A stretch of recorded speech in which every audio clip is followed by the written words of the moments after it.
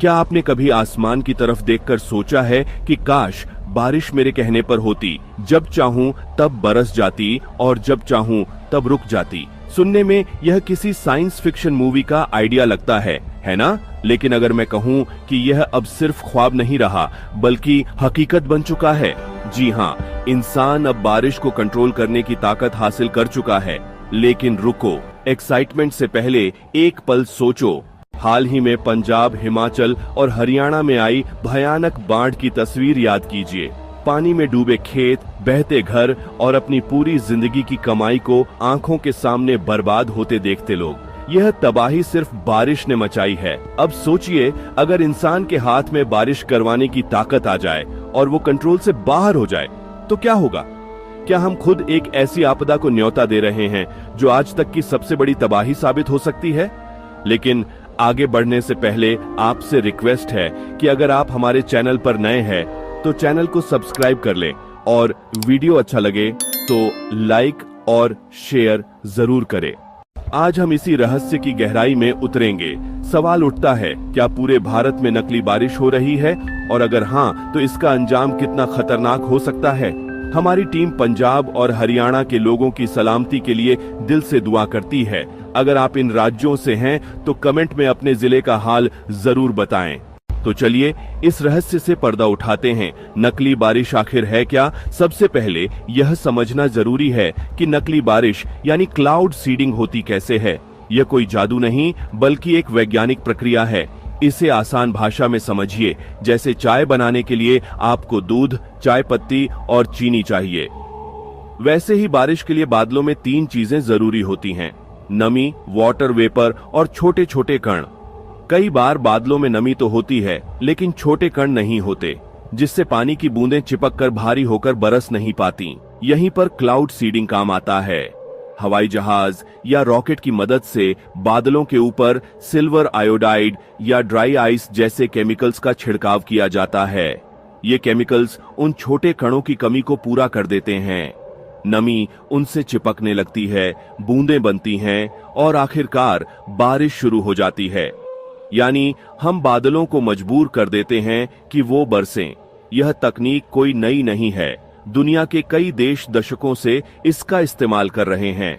उत्तर भारत का दर्दनाक मंजर अब इस टेक्नोलॉजी को एक तरफ रखते हैं और जमीनी हकीकत पर आते हैं। पिछले कुछ समय में नॉर्थ इंडिया, खासकर हिमाचल, पंजाब और हरियाणा ने बाढ़ का ऐसा कहर देखा है जिसे शब्दों में बयान करना मुश्किल है। हिमाचल के पहाड़ों में बादल फटना और लैंडस्लाइड्स आम हो गए। सड़कें, पुल और घर ताश के पत्तों की तरह बिखर गए। वहां से बहा पानी पंजाब और हरियाणा के मैदानी इलाकों में पहुंचा।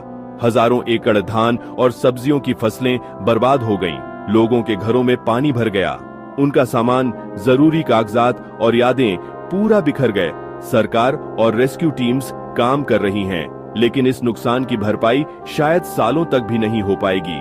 अब सोचिए, अगर यही सब आर्टिफिशियल तरीके से हुआ और कंट्रोल से बाहर चला गया तो तब तबाही का पैमाना और भी बड़ा हो सकता है।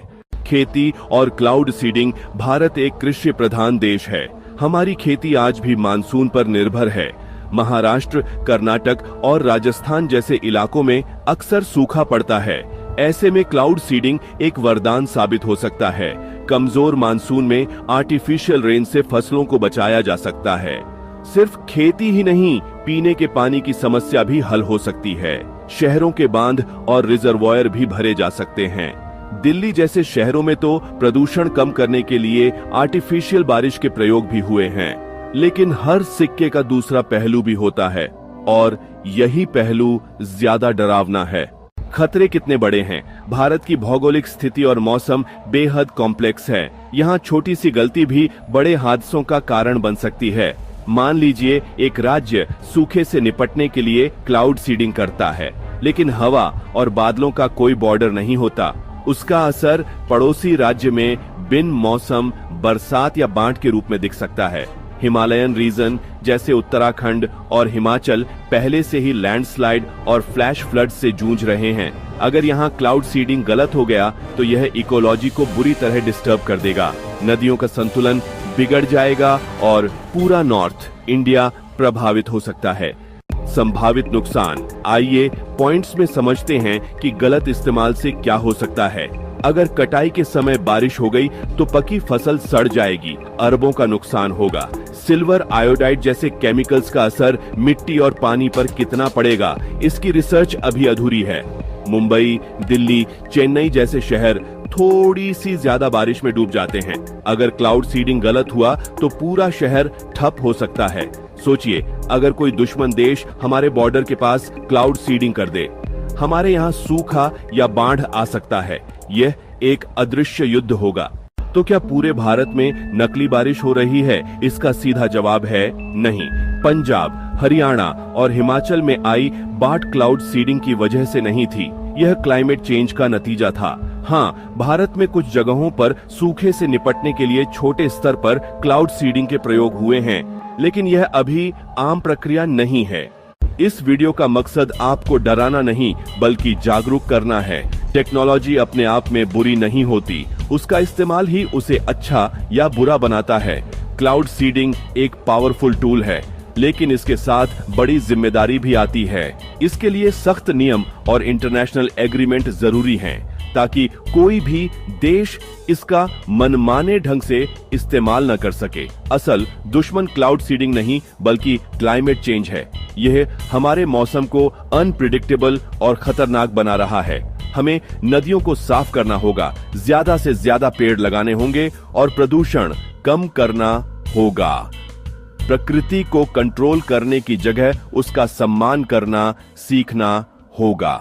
तो अब मैं आपसे पूछता हूँ, क्या इंसान को मौसम के साथ इस तरह छेड़छाड़ करने का हक है? अपनी राय नीचे कमेंट्स में जरूर बताइए। अगर यह जानकारी जरूरी लगी हो तो वीडियो को अपने दोस्तों और परिवार के साथ शेयर कीजिए, ताकि यह जागरूकता और फैले। धन्यवाद।